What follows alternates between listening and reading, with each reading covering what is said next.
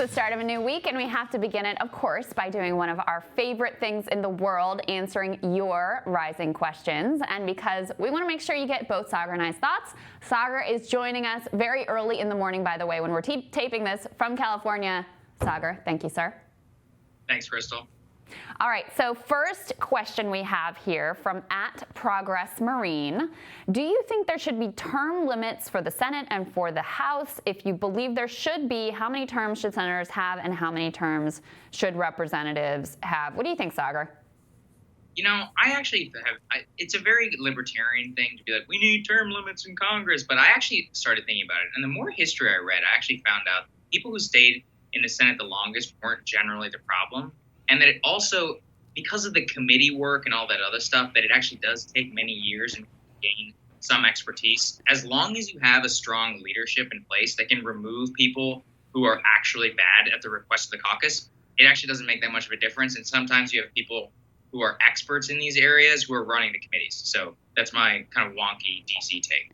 Yeah, I'm not a huge term limits person either. I'm not sort of like fundamentally opposed to them. I could be convinced, but I think it's a better direction to go in to increase the amount of democracy, to limit the power of money in politics, to engage in the sort of projects like what Justice Democrats is doing by holding existing members accountable and making sure that they continue to have to fight for those seats even when they're in safe blue districts. You also see in places like California, other places where there are term limits, it can actually be a tool for the machine because they basically just line up who's next in line for that seat, who's next in line for that seat.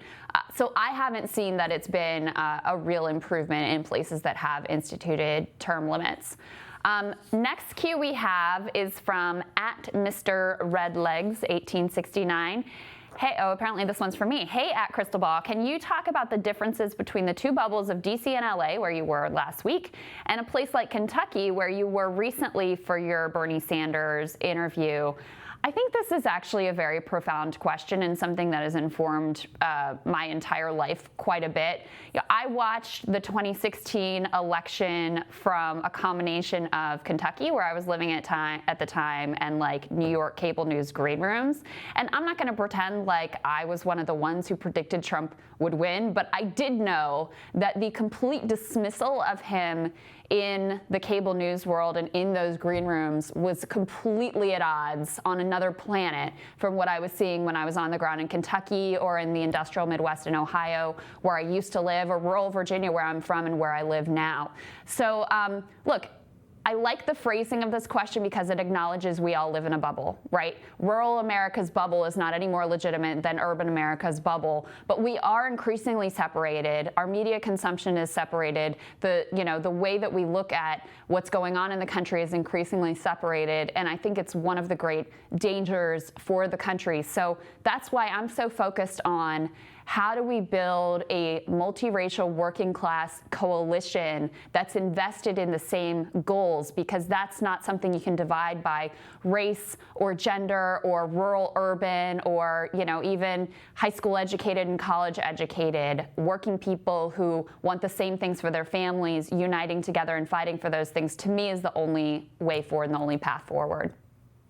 Yeah, I couldn't agree more. I mean, as some of the viewers know, I'm from Texas, and where I grew up, it's totally different the way that people talk, think about things, media they consume, and all of that. And it's something that I try to bring in order to my coverage too, because I always think about like, well, what do actual people think about this? Because there's so much that can be caught within these cosmopolitan bubbles. And I've lived in DC now for almost 10 years in the Northeast, and it's so easy to get caught up in the ethos and in the beliefs and in the culture that you have to really remind yourself at different times. And you're right, which is that if you try to, it's almost like an authoritarian worldview that so many people on the coast can adopt. I'm in LA right now. It's the same thing, which is that the engines of culture try and move and push down the way that they think about things. And they really just reject the entire kind of rural worldview and what they value. And I think it's really dangerous if you want to be a real democracy. Although I want to add a caveat to that, because look, you're in LA,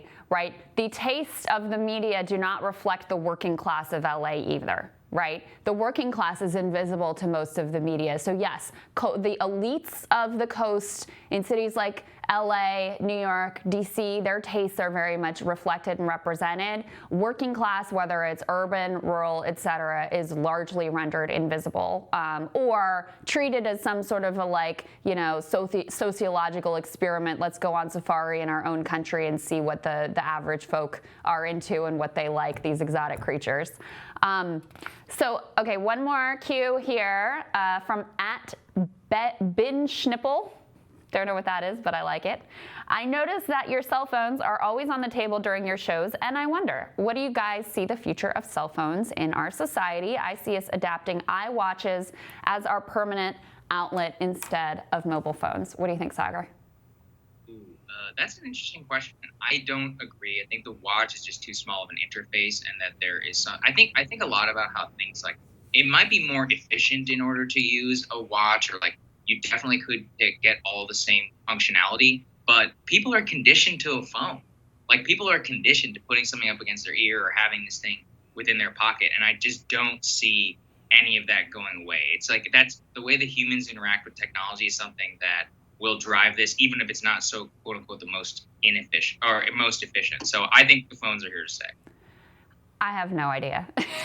I mean, I can tell you my personal goal in life is to be in a situation where I can, not be tethered to this thing, because I think, frankly, it's very bad for my brain and my mental health to be constantly getting these jolts of dopamine from how many people like this and what do people say about that, et cetera. For my kids, I really try to limit how much screen time of any time that they have. I know the smart people say that we're going to be going away from screens altogether and it's going to be screenless or more like the iWatch, et cetera. I have no idea. I can't even imagine what that would look like.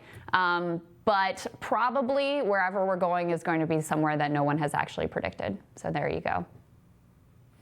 Saagar, thank you. We miss you. Come back soon. Have a safe trip. And you guys have a wonderful day. And we will see you tomorrow for Rising. We'll do all the things.